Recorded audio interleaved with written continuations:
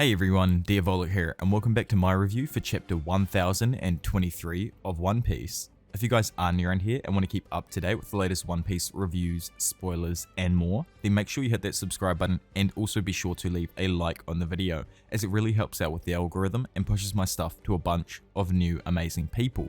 But anyway, enough of that, let's get into this chapter.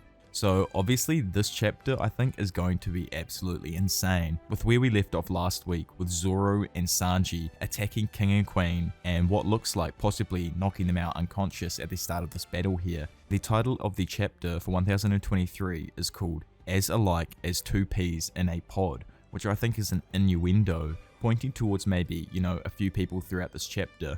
Definitely Zoro and possibly his heritage that we may be getting some kind of background on.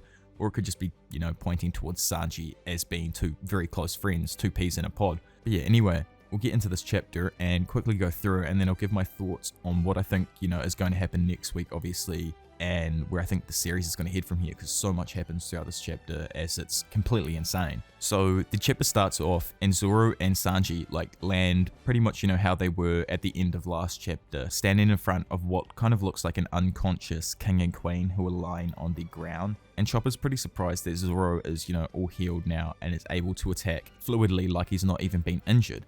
And just as someone's aiming at Zoro about to shoot at him, Kawamatsu shows up and quickly defeats their opponent. And we see that Hiraguro is telling everyone to not interfere with Sanji and Zoro's fight, and that they are going to try and make, no one from the other side, I guess obviously enemies, try and interfere as well. So pretty much the same as with the Jinbei fight and how Jinbei didn't want anyone to interfere. And we get some more, I guess, history behind what apparently Marco was going on about with what Whitebeard had said about King the Wildfire in the last chapter. Apparently Whitebeard said that long ago, before the time of Mary Joie, there was a country of God above the red line.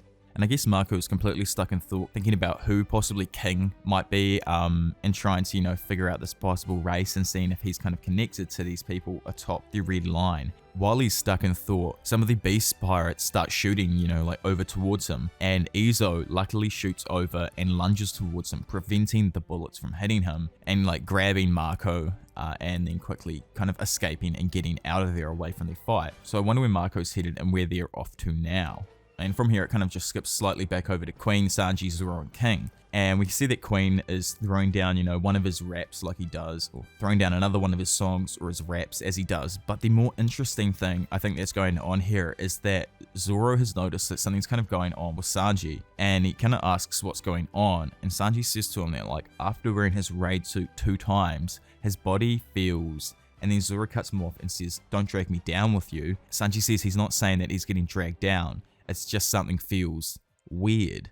And Zoro, jokingly, is just with your eyebrows, and Sanji refers to his body. So I'm wondering what weirdness is going on with his body. Could it refer to what I think Queen is about to say in a second? Which I think we'll quickly go over what Queen says here. After Queen lunges at them and attacks Zoro with his new Heat Fist, which is using his ponytail in a flaming claw attack, Sanji blocks it, and Queen says to Sanji that he must be one of Germa's cyborgs, as that all of Judge's children are cyborgs. Those legs are mechanical and can burn if you want it, right? And then Sanji replies saying, "I'm sorry to disappoint you, but I'm 100% human." And we get Queen here and another bit of back and forth between them saying humans can create fire now? It's not like you're from the Lumiere race or something. So what I think he means by that Lumiere race is I think that King is this Lumiere race that he might be hinting towards, as I think Marco has kind of been hinting towards King possibly being this race atop the red line, and then the fact that this random Lumiere race has been, propped up. I think that it could possibly refer to King as well.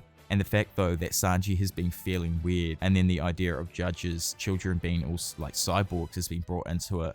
But the fact that Sanji says that he's, 100% human. So I'm wondering what's going on with Sanji exactly. If anyone has any ideas, be sure to chuck a comment down in the comment section below. I wonder if it's some kind of good after effect from his raid suit that he has from beforehand. I wonder if it's leaving some kind of residual energy or something like that in some kind of way. I'm not really sure how that would work by any means, but it would be quite interesting. After this dialogue goes down, Sanji begins spinning a flame kick and kicks at Queen, who ends up defending himself with some haki, and Queen says to Sanji that it doesn't matter what Sanji is, since he is facing a cyborg that even Vegapunk could not create or cannot create. So I think that's super interesting, as we obviously know there's something going on between Queen and Vegapunk, and I really want to know more information about that, as there's so little that we do know about Vegapunk. So if we do get to see maybe like a little snippet of Vegapunk possibly in these up and coming chapters, it would be quite cool if the more is referred to him from Queen, because obviously we know that Queen has definitely met him in some kind of way, and obviously Queen is something that I think he's created by his own or on his own sim, as it doesn't seem that Vegapunk has created him, as I think he's done it all himself.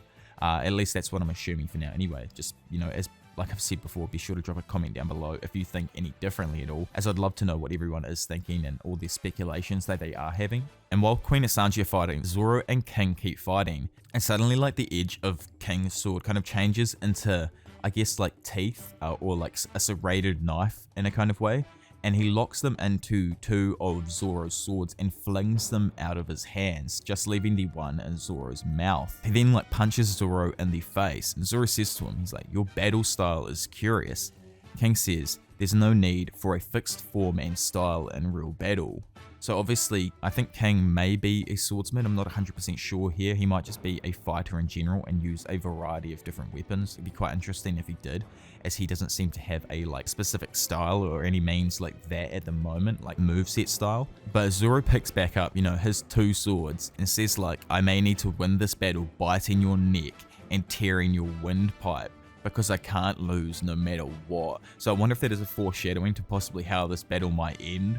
I think that's insane if Zoro's like, I guess, drained in a little way, and he can feel like that he's not at his peak shape right now, and King's an extremely formidable opponent. So I'm wondering, you know, if Zoro and King both end up losing weapons and we see Zoro tearing at him like with his hands and using some kind of new style we possibly haven't even seen him use before. Or even perhaps, just like King has said here, using no real style. But why I think this chapter is so good is some of the stuff that we get given to us now, along with what goes on right at the end of this chapter. See, Hirogoro and Kawamatsu are watching the Zoro and King battle, and Kawamatsu says that Zoro is a formidable swordsman, in which Hirogoro kind of replies and says that he reminds him a lot of the Ringo Lord Shimotsuki Ushimaru in his younger days. Even his fighting style is similar.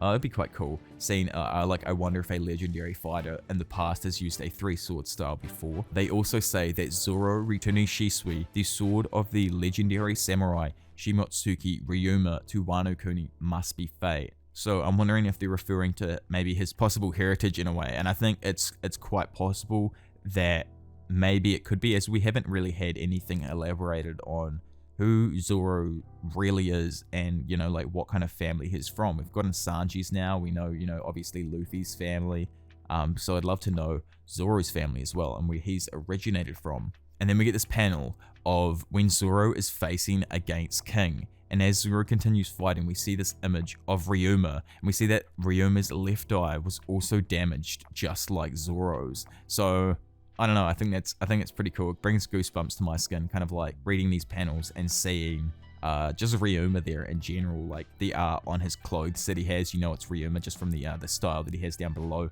and the cut going across his eye is almost exactly like Zoro's. Just the look of them in general is almost exactly like Zoro's. He definitely looks like a descendant of, you know, some kind from this family. So I'm really hoping he is. So I hope it isn't any of the Naruto type, you know, will being passed down through the descendants. I just hope that he's like a descendant of this family, and we get to find out, you know, possibly even, you know, who his father could be in some kind of way. As that'll be extremely interesting. And from the Zoro versus King battle, we kind of leave off from there, and we jump around all of Onigashima, kind of going from each of these scabbards fights to another one. And we start off with the Jack versus Inuyasha fight, and Jack's like in his hybrid form, and Inuyasha remembers like the torture, you know, like that Jack had put him through on Zou.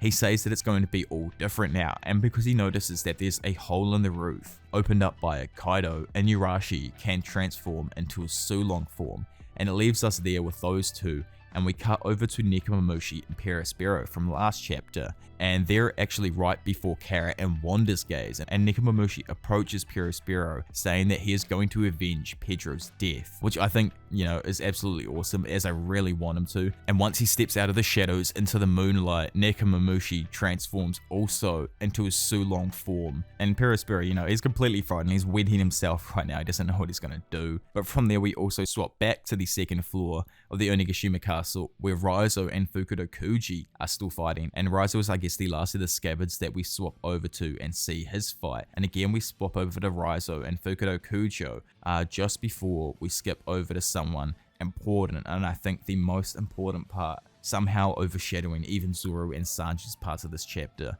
And pretty much, you know, what goes on between Raizo and Fukudo Kujo, they talk more about how Fukudo Kujo can't trust Momonosuke as the shogun because he's a child, and Raizo replies that he shouldn't underestimate youth since people can grow, which I think, you know, I don't know if you can hear it in my voice, but I'm so happy right now.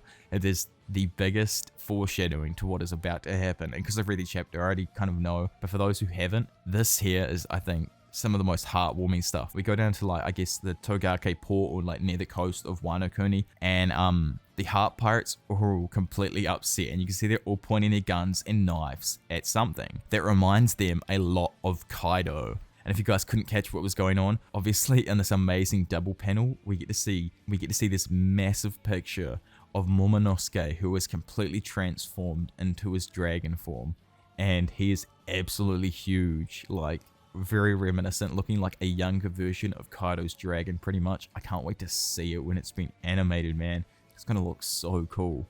This just brings goosebumps down my hairs will stand up. This is insane. Like reading this, even for the third time now reading this, it's so cool. Luffy remembers his first meeting that he ever had with Momonosuke, where Momonosuke told Luffy that he was not a prey. Luffy says Momo, in which Momonosuke replies with, "Indeed." Which I think, you know, oh man, I'm so happy for this. I'm so happy. This next chapter is going to be insane. We're going to be continuing with this Zoro stuff, and then we're going to be, oh my gosh, I can't wait. Anyway, I need to continue on. Momonosuke is now 28 years old. He's grown 20 years with Shinobu's new powers, and Shinobu cries like out loud as she remembers the moment when she raised Momonosuke. We only get like a little panel, I guess, where Shinobu is grabbing Momonosuke's arm, and she's like, I guess, kind of up to about just a little bit above his elbow, and Shinobu's around the same height as Luffy, so that would make Momonosuke taller than Luffy now. And then Shinobu says, like, Momonosuke-sama, he looks exactly like. Then Luffy and Momonosuke set off. Luffy says, "Come on, Momo, let's take back Wano." Oh my gosh, this is so exciting. So obviously, if you haven't caught my drift from what I've been saying over these last few chapters, obviously Momonosuke is firstly going to show up to the Fukudo Kujo and Raizo fight. Just with everything that's been going on over the last few chapters with Raizo and Fukudo Kujo, it's definitely been foreshadowing the fact that Momonosuke was going to turn into someone who looks exactly like Odin. If, you know, Shinobu finished her sentence, but I'm guessing she didn't because she broke down in tears before she could. That's exactly what she would have said. So, oh my gosh, I'm so hyped. Oh my god, like I want to cry and laugh at the same time. That's how hyped I am for this right now. This is on par with 10-10 right now for me. Just with the moments that are going on, I cannot wait until Luffy arrives back up there. Hopefully it is in this next chapter, as we do not have a break next week, which is the last great news for this entire chapter, obviously. But yeah, I don't really know what to say from here. Be sure to drop a comment down in the comment section below, as it's blown my mind completely. So much has happened throughout this chapter, and I'm just so happy now, like, honestly. But yeah, anyway, as I said, drop a comment down below and let me know what you think about the chapter and where you think things are going. And if you are new around here and want to keep up to date with the latest One Piece reviews, spoilers, and more, then be sure to hit that subscribe button, and also be sure to leave a like on the video, as it really helps out with the algorithm and pushes my stuff to a bunch of new amazing people. But anyway, enough of that. For now, it's been your professional degenerate, Diavolo, and I'll see you all in a bit. Bye.